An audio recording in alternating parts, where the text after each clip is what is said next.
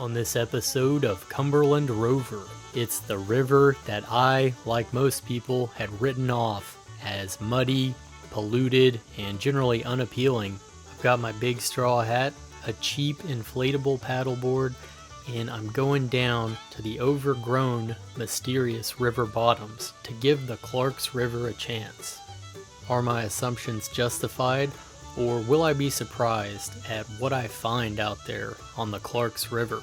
This episode is all about going to see a place for yourself, rather than just assuming that you already know what it's like.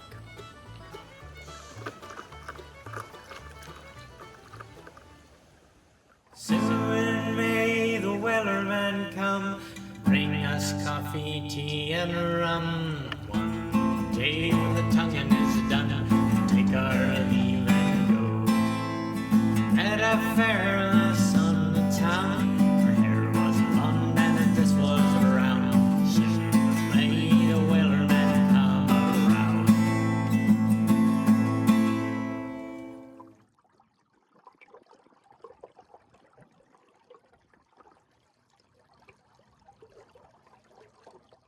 The Clarks River, named for the Lewis and Clark expedition of 1804, is a body of water that many western Kentucky locals encounter in their day-to-day lives. It intersects several major highways, and viewed from an overpass, the Clarks River looks muddy, probably polluted, and generally unattractive. Not a place you would want to go paddling. On the other hand, the river is almost 70 miles long, and I have to confess, I've personally only seen a few very small sections in passing, surrounded by various tracts of large hardwoods and brushy, overgrown river bottoms. Many sections of the river have that appeal of remoteness, which is very much something that interests me. The Clarks River practically runs through my backyard, being only a few miles away and a short drive from home. Despite its close proximity, the river and its surrounding public lands have always seemed kind of mysterious to me. The surrounding woods are thick and overgrown, and often that entire area is flooded. It's very difficult to get in there on foot or any other way. There are few places even to access the riverbank to launch a canoe or kayak. Even if you can get to the river, the bank is vertical in most areas. To me, the many foreboding factors actually sort of add to the mysterious appeal of the Clarks River, and curiosity has finally got the better of me, and I've decided to go in there and take a look for myself and see what the river is really like. I'm really a sailor at heart. I've built several small wooden boats, all powered by sail and oars, each one adapted to its own unique purpose, but this mission calls for an entirely different tool. My recently acquired inflatable stand-up paddleboard is exactly the thing for this kind of short-range exploration in a remote area with only the most primitive access to the riverbank.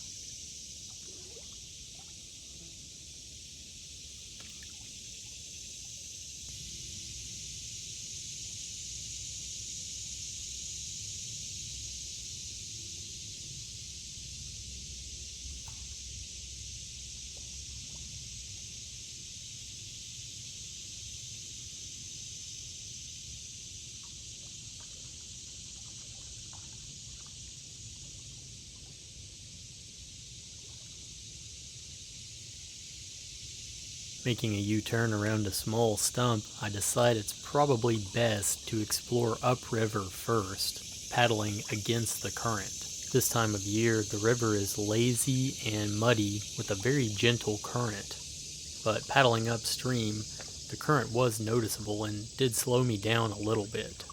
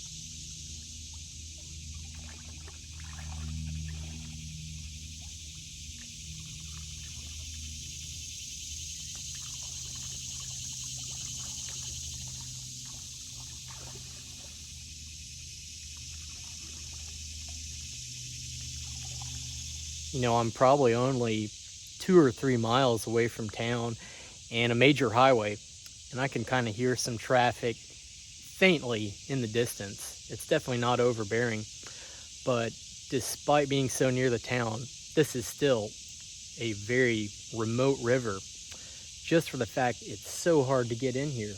Even on the water, the log jams are just constant. And this paddleboard or a kayak are really the only things that can get through here at all. And it's even hard to walk in here because it's all surrounded by dense wooded bottomlands. The remoteness of a place doesn't always have to do with its distance from civilization. Sometimes just terrain and environmental factors can make it remote. I continued upstream as far as I could go, but it didn't take long before I reached an impassable log jam. There are many reasons the Clarks River is not frequently paddled. Inaccessibility, poor access to the riverbank, heavy presence of mosquitoes in summer, pollution, and presence of trash, as sad as that is. But the biggest reason is probably the innumerable, impassable log jams. You could portage around them, but in most cases that's not going to be easy because the bank is very high and the surrounding brush is thick. When the river is high and running fast, those log jams can also be dangerous for a canoe or kayak, presenting an entrapment hazard. Turning downstream, I was able to quickly retrace my steps with assistance from the current and get past the launch site to continue exploring downriver.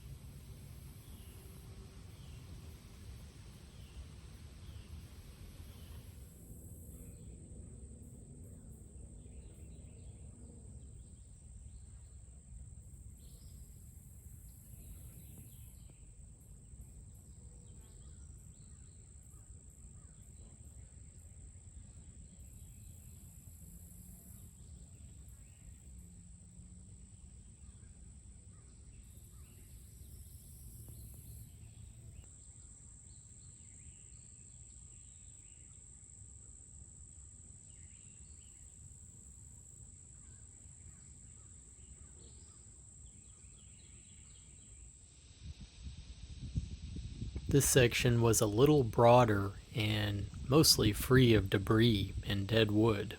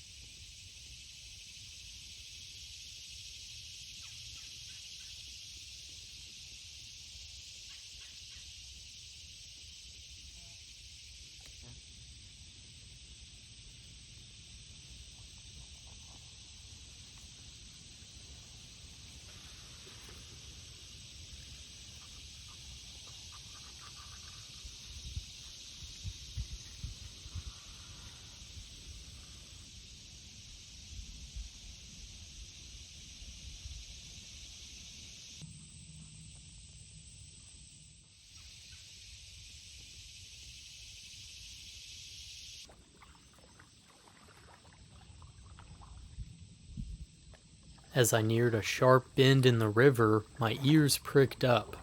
I was a little confused for a moment. I heard something unexpected. It was the sound of rushing water. That doesn't seem right for the Clarks River. Generally a muddy, lazy river, slow moving during summer especially. At the bend was the confluence of a small creek, and the riverbed became much more shallow and descended to form a miniature set of rapids, very gentle rapids.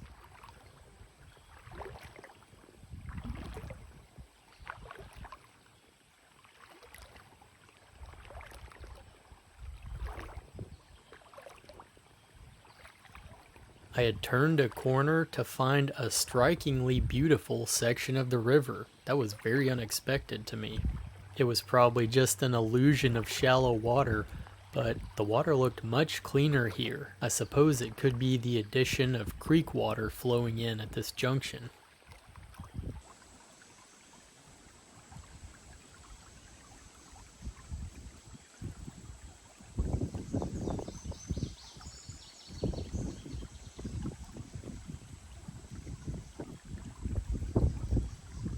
This is not what I think of when I think of the Clarks River. I think of very flat, muddy water, but came around the bend here and I was surprised by these little rapids and a pretty ripping current actually. The water's way down, and the bottom right here suddenly just turned into gravel instead of mud. Interesting. Just never know what you're gonna find on these waters.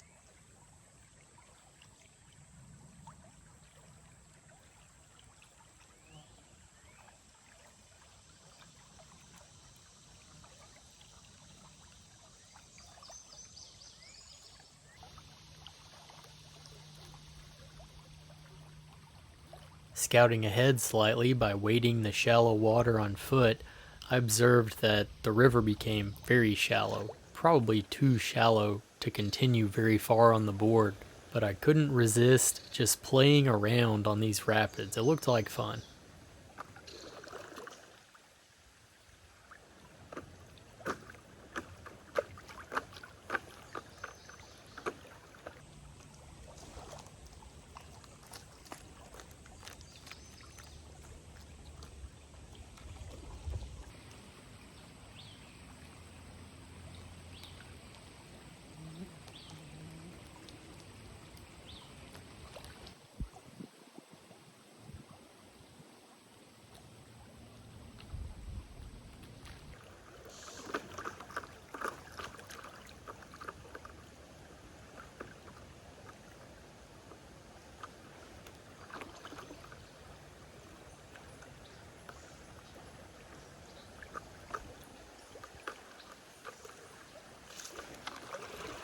This is a great example of thinking you know a place when you haven't actually been there.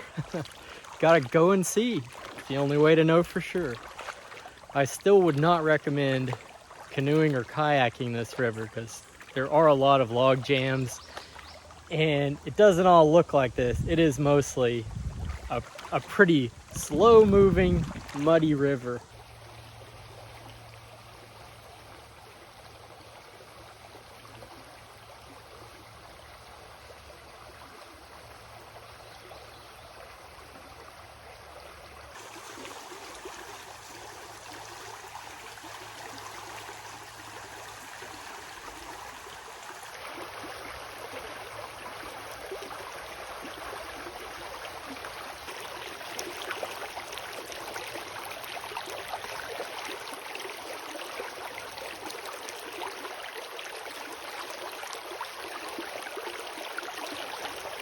If you were to try to run this river, this is an example of somewhere you'd just be better off portaging.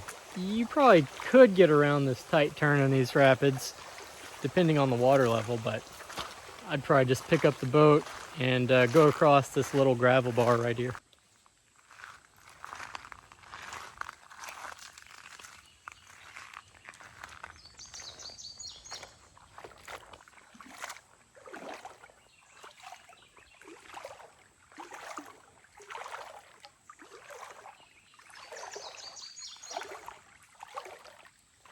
I'm just below the rapids now, and it looks like the river is wanting to start getting deep again. The bottom's a little muddier, but still walking on basically gravel. Very shallow on the left side of the river, but it looks like the right side is starting to go back to being pretty deep.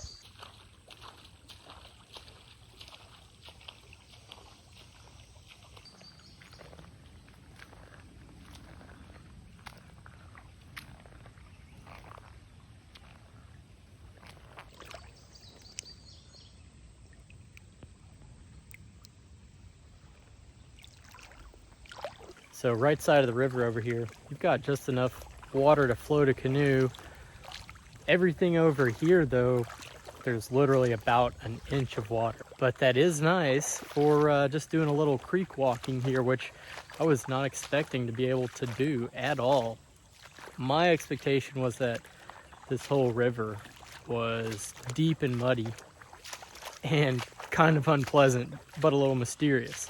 But this section is actually pretty scenic. It's pretty nice.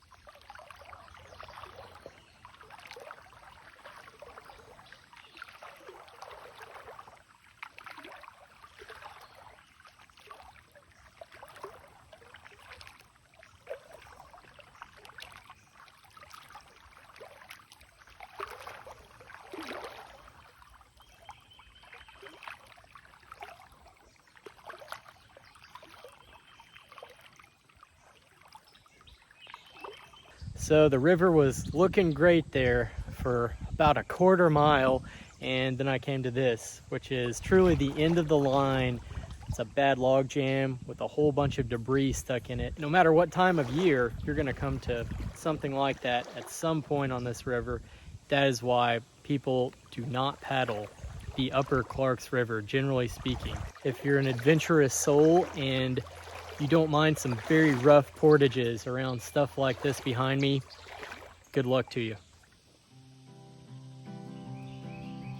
Cumberland River rat, camping by the riverside.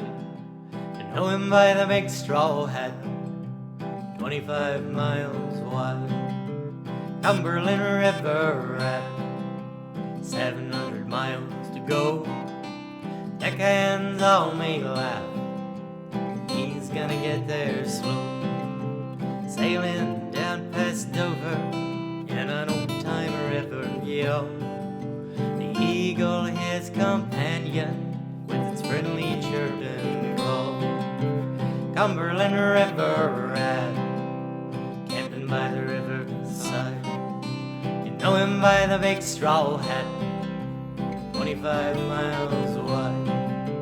Cumberland River rat, 700 miles to go. Deckhands all may laugh, he's gonna get there slow. A beggar's life just ain't for him, filth, shame and strife. He's a river rat with an old straw hat, and his grandpa's Bowie knife. Cumberland River rat, camping by the riverside. You know him by the big straw hat, 25 miles wide. Cumberland River rat, 700 miles to go. Deckhands all may laugh, he's gonna get there slow. Somewhere near Paducah, 700 miles down, the gale wind knocked her over, and he feared that he would drown. Some brave river captain towed him to the shore, took him to an alehouse, and he never played the rat no more. Cumberland River rat, camping by the riverside. You know him by the big straw hat, 25 miles wide. Cumberland River rat, 700 miles to go. Deckhands all may laugh, he's gonna get there slow. A river rat is careless, a river rat is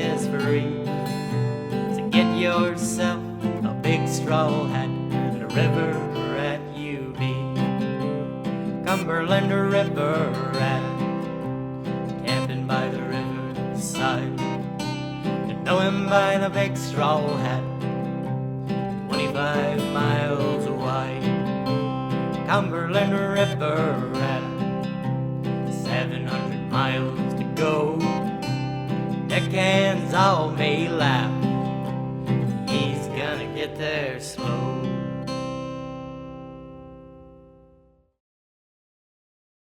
Pennants are now available at cumberlandrover.com. Historically flown for signal purposes, a pennant is that indescribable something that your boat is missing. They can help you read the wind, increase visibility of your small craft, and they just look cool, fluttering from the masthead or yard of a lug sail. You can have any color you want, as long as it's bright red.